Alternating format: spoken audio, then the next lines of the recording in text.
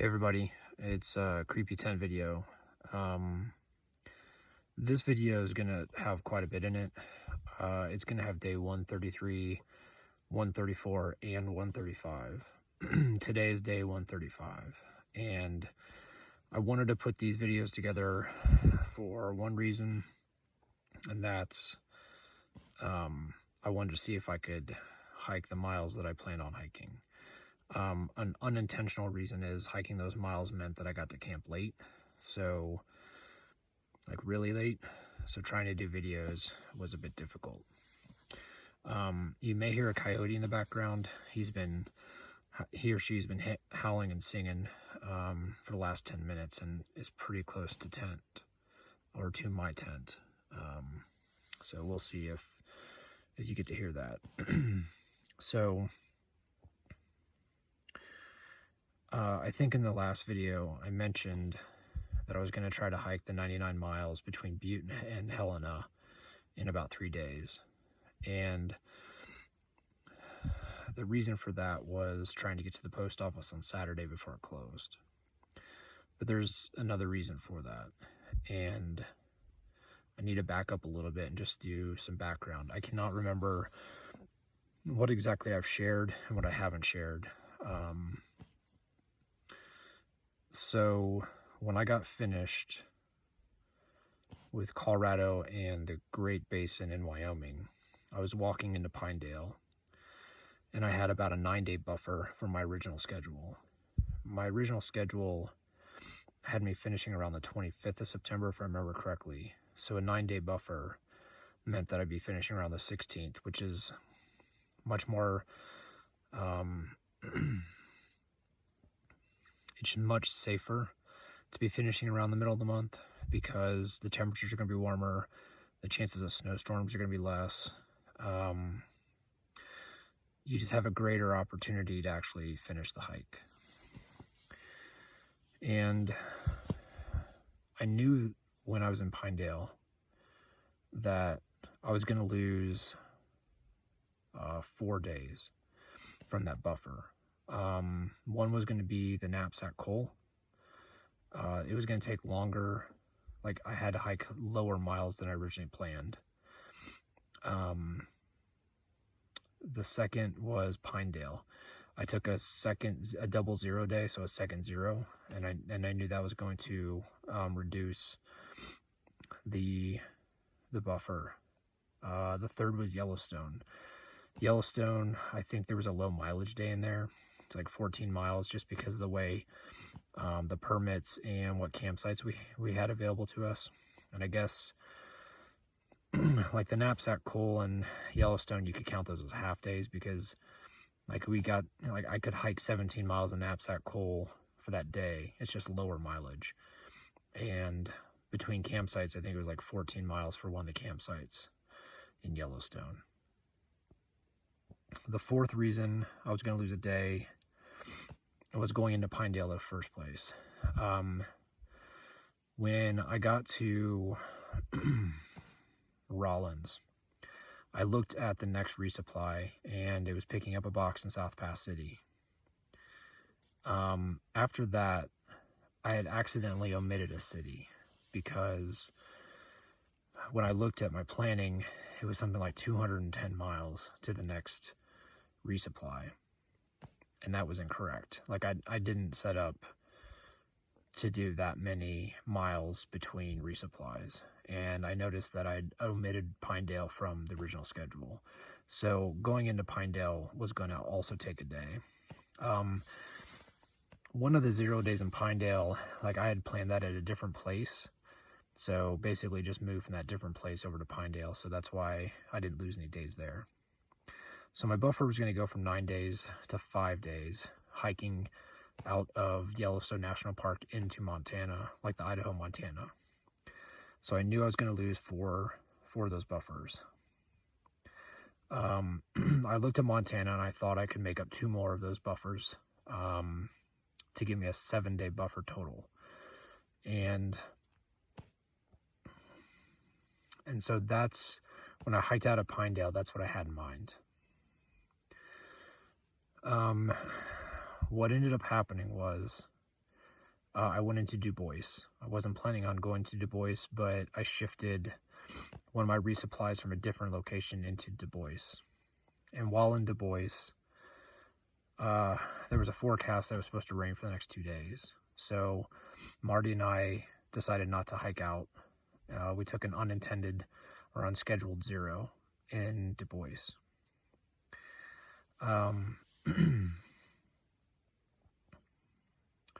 When we hiked out of Du Bois, we were headed towards Yellowstone, and we were able to shift some of the miles around in Yellowstone to make up for the unintended 0 day. So we were able still to make our permits in Yellowstone. Stopping in Grant Village and Yellowstone Village, that didn't impact the buffer at all because stopping in those villages, we still had to go to our campsites, so we still made our mileage. Once Marty and I got out of Yellowstone, we were hiking to West Yellowstone. I never intended to stop at West Yellowstone. The reason why we had to is because the old Faithful Village post office was closed. The Park Service was trying to put a contract in place because the person who was working that post office retired, and they had to get a new concessionaire contract in place, and they never got it in place for this season. So that meant that the boxes that were supposed to go to Old Faithful Village went to Mammoth, which is the main post office in Yellowstone. And so Marty and I had to send our boxes from Mammoth over to West Yellowstone so we could get that resupply. And while we were in Old Faithful Village, we picked up a couple of extra days of food so we could make it to West Yellowstone.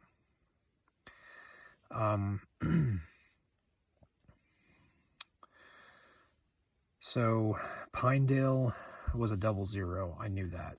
Du Bois was supposed to be a Nero. We were supposed to hike into Du Bois, have the afternoon to do our laundry, get some town food, resupply. They were going to hike out the next day. And then we had that unintended zero. So that took another buffer. West Yellowstone was supposed to be a Nero, meaning that we hiked, I think, 13 or 16 or whatever miles, got a ride into town. We were supposed to do our laundry, get a resupply, everything, and then hike out the next day, which we did hike out the next day, but we didn't hike out until the afternoon, like 1 o'clock. And then we got 9 miles, I think, that day because we got hit by a rainstorm. So when you're supposed to have a Nero and then supposed to have a full hiking day the next day, and you don't get that full hiking day, you're gonna basically leak days. And so I leaked a day in West Yellowstone. I lost a day because of the zero in Du Bois. I never expected to go into Du Bois, so that was kind of another, I guess, half day of the buffer. And then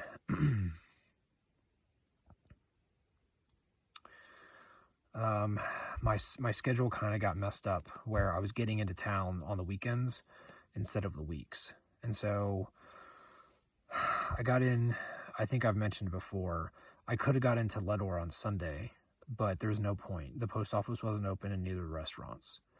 I could have got into Wisdom on Sunday, but the same issue. The post office is going to be closed, and the restaurants may or may not have been open. Then when I got to Butte, I could have got in to Butte on Sunday, but it was Labor Day weekend. So that meant that not only was the post office closed Sunday, it was closed Monday. So I ended up doing a Nero day on Monday, getting in Monday, and having a zero on Tuesday. The same thing's happening in Helena. I'm racing to get to the post office before it closes tomorrow at noon. So I'm getting there Friday, and I'm basically running to try to avoid having to stay Sunday and then not getting out to the trail again until halfway Monday. So if you start adding this up, my 5-day buffer, I lost a day. I had a 5-day buffer at the beginning of Wyoming. So if you take out one of the Neros for West Yellowstone. That's what puts me down to 4 days. And then in the accumulation of these Sundays, or Labor Day for Ledor, Wisdom, Butte, basically bled 2 more days. So my buffer has gone down to about 2 days, which means I'm scheduled again to not finish in Glacier National Park until I think like the 23rd or 25th or something of September, which is late. So one of the reasons why I wanted to press miles, so from Butte to Helena was 99 miles, and I tried to do it in 3 days, a little over 3 days. And that's what we're going to talk about for day 133, 34, and 35. I have about 9 miles left, which I'm going to hike in the morning, get a ride in, and hopefully I'll be able to get there before the post office closes to avoid losing Sunday as a hiking day.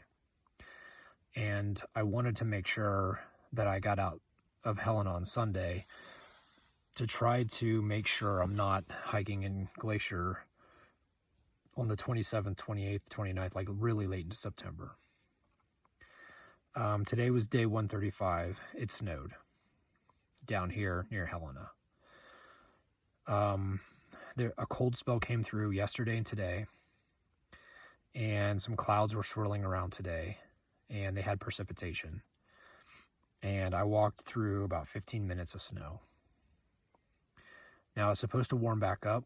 This was just supposed to be a couple-day thing, but it's not going to warm back up to like the 90 temperatures. I think it's supposed to be in the 80s. I don't know what the weather's doing up in Glacier, but from where I'm sitting right now, it's about 10 hiking days to get up to East Glacier and then go into the national park. It's about 160 miles, I believe. So the temperatures could be and probably are cooler up in Glacier, and who knows, they may have already gotten some of the flurries. Now, of course, the snow today didn't stick because the ground was too warm, and the sun came out this afternoon, which was nice. But the fact that I saw snow falling today really, it got me a bit nervous that I may not be able to get through Glacier National Park before the snow hits. Yeah, it could be an early autumn, early winter, and the snow might fly early, which is unfortunate. I can only hike what I can hike, so we'll see what happens. But for those of you asking what happened to your 9 or 10 day buffer, that's what happened to it. Basically, the knapsack coal, Pinedale and the 00 in Pinedale going into Du Bois and then having an unexpected 0. The permitting in Yellowstone National Park going into West Yellowstone and having 2 Neros back to back, and then ending up with where my schedule is hitting on the weekend. So I'm just doing Neros on Mondays repeatedly, getting into town to get to the post office when it's open, but those Neros bled a couple of days. So hiking out of Butte, it was Wednesday. That was day 133. I was able to get 29 miles that day. I was hoping for 30, but I think it ended up being like 29 and a half, so I got really close. I didn't get on trail till 7:30 because of getting a ride out of town, so that's why I didn't quite hit 30. And I take it back, it wasn't 29 and a half, it was 28 and a half. So I needed to make up a mile and a half there. And day 134, I was able to hike 32 and a half miles. So I made up that 1.5, plus I gave myself an extra mile. Day 135 today, I was able to hike 29 and a half miles. So I was able to hike about 90 and a half miles in 3 days, which means that tomorrow morning I have about a little under 9 miles to hike to the access point to get a ride.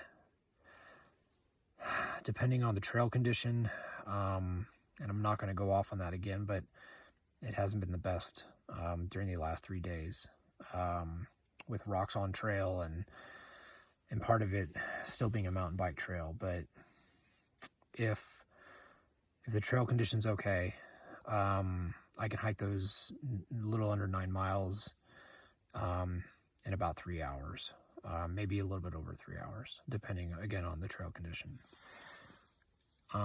If I leave my camp at 6:45, that puts me there at 9:45 to get a ride. The post office doesn't close till noon, so even if it takes an hour to get a ride, I have a buffer. So I did it. I was able to hike the 90 miles in 3 days and set up to get into Helena on Saturday before the post office closes. So tomorrow's video, I'll let you know if that goes well and if I was able to get to the post office. Some fun things that happened during the last few days. So I mentioned that there was an anaconda cutoff, and most hikers take it. So when I was hiking around Butte, I was out by myself. I didn't see any other through hikers. Once the anaconda cutoff met back up with the trail, which happened on day 134 yesterday, I started encountering some hikers.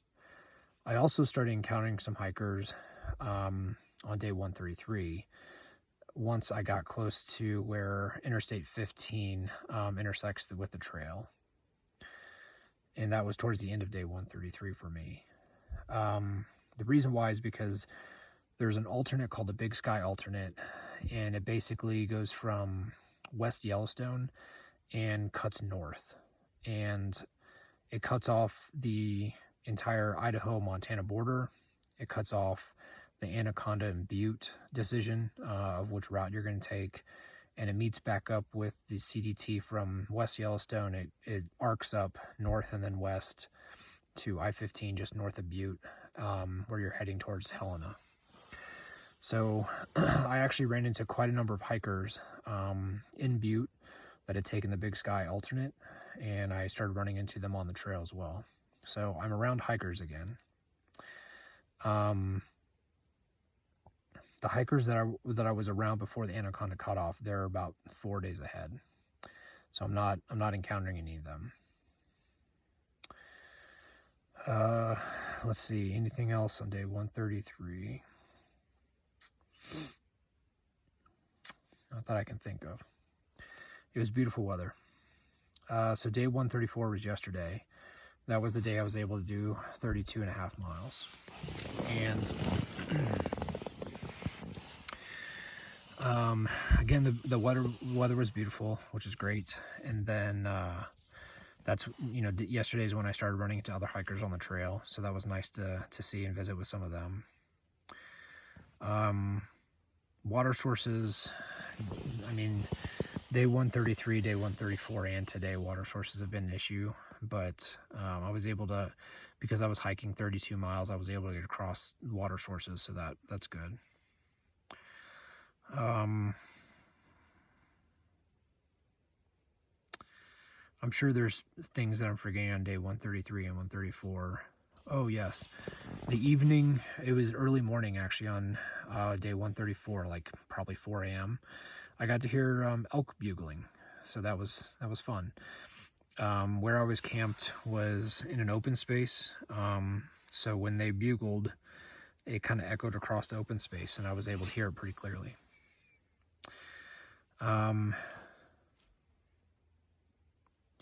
There's been some very interesting sunsets and moon rises all 3 days, and that's because of the smoke. So the fire smoke has still been hanging around.